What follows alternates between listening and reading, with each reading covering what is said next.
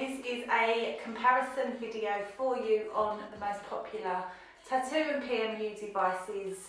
I know how difficult it is when you are looking for a new machine and just have no idea what one to get, so hopefully this video is going to just help you visually see the difference between the different machines out there. And I'm going to do just a little bit of mat work because I just want to show you how your voltage is going to differ between different machines. One of the most common questions that I get asked is, what speed will you run your machine at for this technique or for this finish? It really depends on what machine I'm using as to what voltage I'm at, and obviously what needle I'm using, my technique, the skin, all of that as well. But I just wanted to do you a visual so that you could actually see why my voltage would change from different machines. So I hope you enjoy it. You can leave us a comment below if you do have any questions on any of this, and don't forget to hit subscribe to our channel.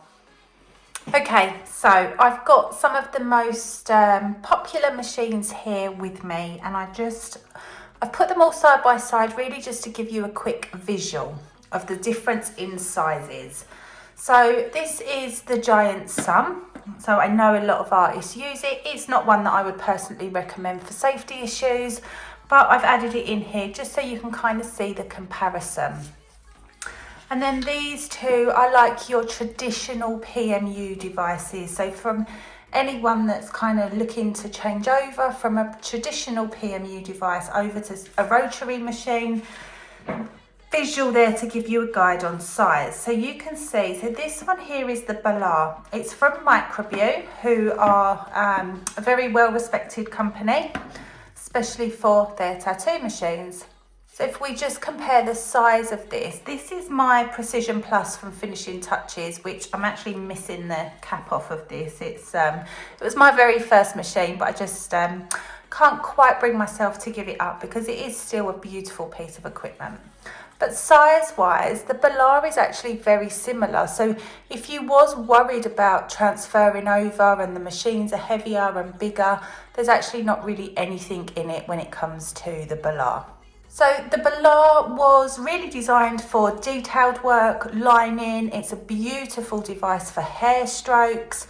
You can do everything with it, but it is definitely better for your more detailed work. It has a 2.1mm stroke in it. It's a direct drive with 5-watt motor. This weighs 2.9 ounces or 82 grams. So it's definitely one of the smallest, lightest machines when we are transferring over to a rotary device. The grip on it is tapered and it ranges from 21 to 15 millimeters. So it gets thinner as it goes down. So if we go up in size, the next one up in size is going to be the Vahalla, and this is from Axys Rotary. Now, anyone that knows me knows I am an Axys girl. I absolutely love this machine. It's actually the only machine that I use now. It is my go-to for everything. So size-wise, if we are comparing this to the Bellar, it is slightly wider. So the Vahalla weighs 130 grams or 4.05 ounces. So lengthwise, there's not really much in it. And grip-wise, I mean, it's a tiny bit heavier, tiny bit wider, but I wouldn't really notice a difference. Not much. There's not a huge amount in it. Now, the beauty with the Vahalla is it's the only machine that has an interchangeable stroke length or cam on the outside. So you've got a dial here and you literally just rotate this to change your cam. So it has 5 optional stroke lengths going from 2.5, 2.9, 3.4, 3.8 and 4.2. So it's a 1-inch grip or 25mm. This has a 10-watt precision motor. They're Swiss-made motors, so they're very, very high quality. There is no maintenance on this machine. And it's also actually the first machine to use single rotation threads on the grip, which just eliminates any kind of dirt traps when you're cleaning. It claims to be the cleanest pen on the market. So not only that, but it also has a high performance seal around the plunger. which resists flow in both directions. So it just protects the whole kind of machine. For everything that I do, this machine literally does everything. So it's great for lining, it's great for strokes, it's great for detailed work. Absolutely beautiful to shade with. I use it for tattoo removal, areolas, and you just have the option, literally, even when your machine is wrapped, if you feel that you need a higher stroke length or cam on your machine, it's literally as easy as twisting a dial. So yeah, this would definitely be my recommendation. But I'm not being biased, I want to give you all options. So the next one up is the Xion. So this one is also from Microbeaus. Absolutely beautiful machine. The Xion was my first rotary machine that I ever had when I transitioned from the traditional PMU devices, and honestly I can't fault it. It definitely was just it changed my work. Transferring to a rotary, it did change my work overnight, especially my shading. So definitely an absolutely beautiful machine. Again, size wise, when we're comparing it to the Vahalla, there's not a huge amount in it. Again, the Vahalla and the Xion are quite similar when it comes to weight and size. So the Xion weighs 134 grams, whereas the Vahalla is 130. So 4.05 ounces versus 4.7 ounces. There's not a huge amount in it. Xion has a 6-watt motor in it, and it comes in the box with a 1.8 and a 2.5 cam. So you can still adjust your stroke length in this, and you can actually also buy optional cams for this. So you can also buy a 3.2 and a 3.7 if you did want that little bit more kick to it. For me, the main difference between these two is how easy the Vahalla is to change it. So there's no dial or nothing here to change the cam. So what we need to do is there's a little Allen key that will come with your Xion, and you need to unscrew the cam here, lift it off, pop the new one on, and obviously screw it back in. So it is very easy, but you know, you couldn't do that, or you wouldn't want to be doing that mid-treatment, or you know, if you're doing back-to-back clients and then you need to change your cam, it is a little bit of faffing around, which is why for me the Vahalla is just, it's literally genius. The Xion, however, does have an additional feature. So here we have a give adjustment, and you can twist this from hard to soft, and it basically controls the recoil of your needle. So as the needle hits the skin, it's kind of how it bounces back off again. So if you was lining, you may want it on a slightly harder hit. If you was doing like a soft dusty shading, you may want to pop that on a slightly softer hit. So it is an absolutely beautiful machine. I can't fault it. So that's your Xion. And now here I've also got the Flux S. So size wise, so the Flux is by far the biggest out of all of them, but comparing it to the Xion, I don't know what it is with the Flux. I know that it is heavier. So the Xion is 134 grams, the Flux is 170. But to me, it feels lighter, and I can't put my finger on why. I was really pleasantly surprised when this machine came. I thought it was actually going to be much bigger than what it was, and heavier. And I think because all the weight is in the centre of it, and the fact that it's wireless is just genius. It actually feels really light in your hand. So yeah, I was really pleasantly surprised with this. So it has a 9-watt motor, and it comes with a 3mm stroke in it. So the cam's not adjustable on this, so it's with a set 3mm stroke. This runs at 5 to 12 volts on the battery pack, and it's meant to give you 12 hours of battery life when fully charged. I'm assuming that's going to vary a little bit depending on the power that you're running your machine at, but still, it's pretty good going. Fully charged within 2 hours. It also has Bluetooth capabilities as well, and the grip is 33 tapering to 27mm. So if we just kind of look at those ones side by side again, so that's the Flux and the Vahalla, the Xion, sorry. and then that's with the Vahalla and then the Bellar. So I would definitely say these are the most popular ones on the market and probably the highest of quality that you're going to find. Both Axys and Microbeaus do make absolutely amazing equipment. So just whilst we're here quickly, what I did want to just have a little look at with you are some battery packs, because I know everybody wants to be going wireless. So here's a couple of different battery packs. This is a cheap one that I got off Amazon. I would not recommend it. Actually messed my machine up and I had to send it back in for repair because I think it's because the voltage isn't consistent in it. So I then invested in Microbeaus Bolt, and then more recently Critical's version of their battery pack. I use a Critical Atom as my power supply generally, and I love the fact that the Critical battery pack literally goes up in single increments. The Bolt is like the Flux, where you can only go up in 0.5, so you'd go 5, 5.5, 6, 6.5, 7, whereas the Critical you can literally do like 5.1, 5.2, 5.3. So if you like to be really precise with your voltage, it's definitely got an advantage there. So the Flux already has its own built-in battery pack. This does come off and you can change them. So, you know, if you wanted to have a few spares if you're doing a long day. For wireless pens, I've probably got to say the Flux is definitely the best one. Just because of the way the weight is and how it feels in your hand.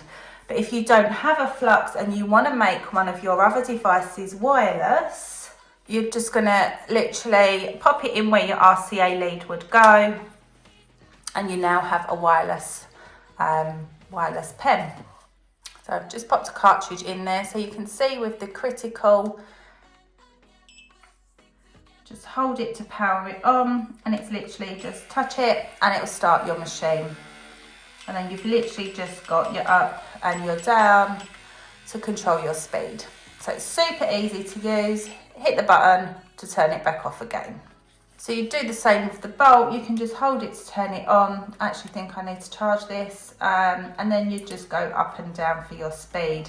And the light will kind of light up to what colour you're on. So it's all colour coded.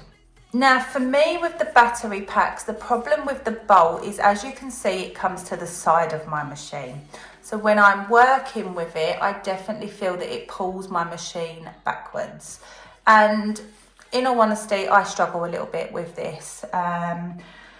So it's amazing in theory, but it is personal preference. Like, there's no right or wrong, but it just wasn't for me because I just couldn't get on with it, how it changed the pull on the machine. This was the same. You can see how much bigger this one is from Amazon. It's still very light. I mean, they don't weigh much at all. But I had the same issue with it pulling my machine backwards when I'm working. The Critical one, I think, is definitely a game changer with battery packs, in the sense that it sits directly on top. So when you're, just pop that out a sec. So when you're working with it, you can feel the weight on the back of it. But it's actually not too bad at all. And I don't feel like it really makes my machine much heavier than as if I had an RCA lead in the back of it. So the Critical would definitely be my choice of battery packs. But yeah, I do think they're going to take a bit of getting used to, which I think is why I love the Flux, because it actually doesn't feel like you've got a battery pack on the end of the machine. However, anything that is wireless is heaven for me, to be honest. I absolutely hate wires.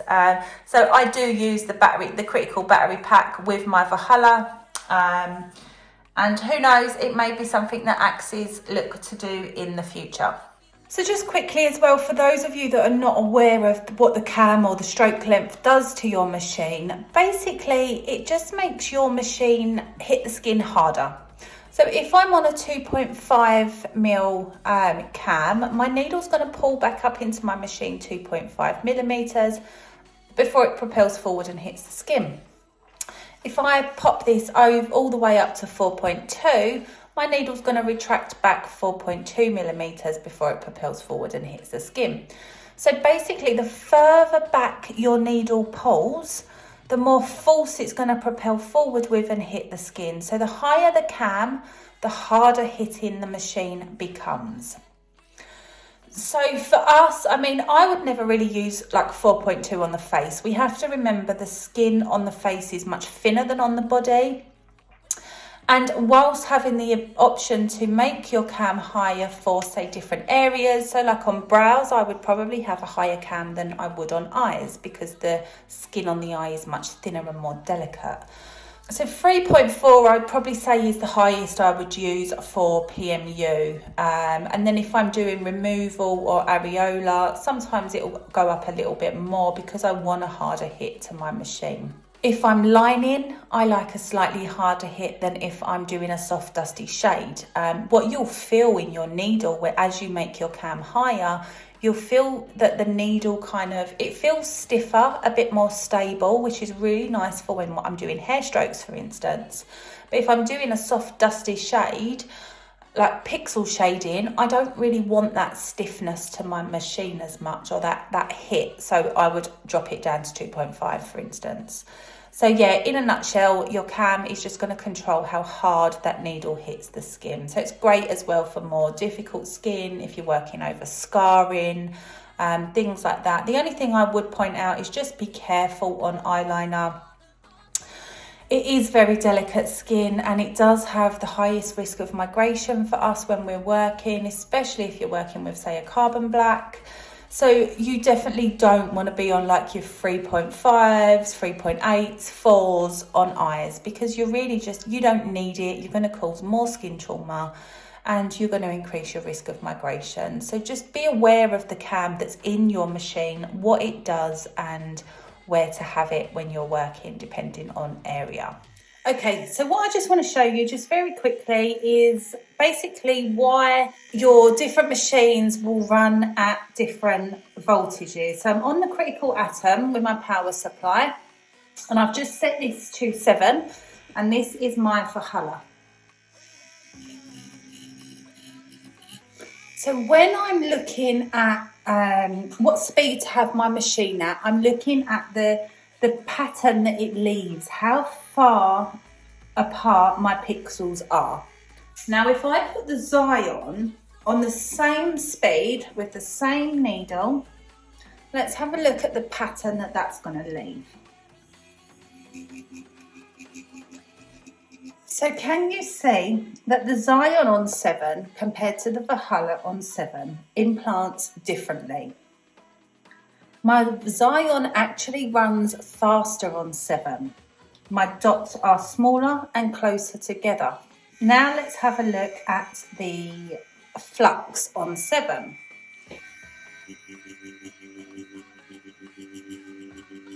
So the flux on 7 is actually very, very similar to the xion on 7.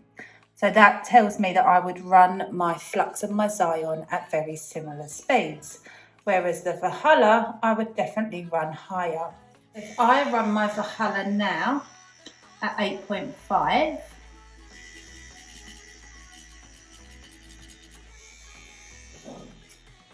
can you see now this pattern is actually closer to these two in the size and the spacing between my pixels. So for me, the Vahalla on 8.5 is going to be around the xion and the flux on 7. Okay, now when it comes to the Bellar, I actually have the original Bellar. This has a voltage operating speed of 3.5 to 5. So if I run this at 7, actually sounds like it's going to take off. So this is the Bellar on 4. So you can see there again, so the Bellar on 4 is quite similar to my flux and xion on 7. So when you say to me, what speed are you running your machine at? It's really going to depend, as you can see, on what machine I'm using. Because if I was on the Vahalla here, I'm on 8.5, and to get a similar finish on the Bellar, I'm on 4. So it's quite a big difference. So it definitely is going to depend on what machine, and it's because every machine has a different motor in it, a different drive, different operating powers. So really just get to know your machine. So it's all I do if I get a new machine is I just take a bit of time and I just do things like this on the mat. I'll do some lining, look at how it's implanting, and then I'll know kind of what speed suits my hand speed and the machine that I'm using. So now let's just compare the critical battery pack to the critical atom supply. So if I put this on 8.5 with the Vahalla, so with the battery pack, it actually looks like it's running a little bit slower compared to the atom. So if I knock that up a little bit more, obviously it's important that we try to ensure our hand speed is the same when we're doing this test as well. Okay, so there we go. I now know that if I'm using my battery pack, for them two to match, this was 9.5, this was 8.5. So I know when I'm using the battery pack as opposed to my atom, I probably want to run it at around a volt higher. Can you see the differences here? Can you see how close together these pixels are and smaller compared to these ones, all on the same machine? Just different voltage. So let's just quickly try the xion on the battery pack. So rather than be on 7 like I was here, I'm going to start on 8 on my battery pack.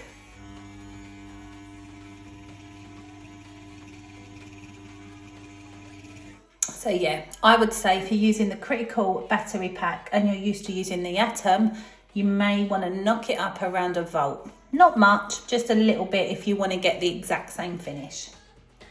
So this is just, again, just to highlight why it's important to play with any new equipment that you have, get used to it and know your limits. So I hope you enjoyed it. If you have any questions, feel free to pop a comment below and I will make sure I come back to you.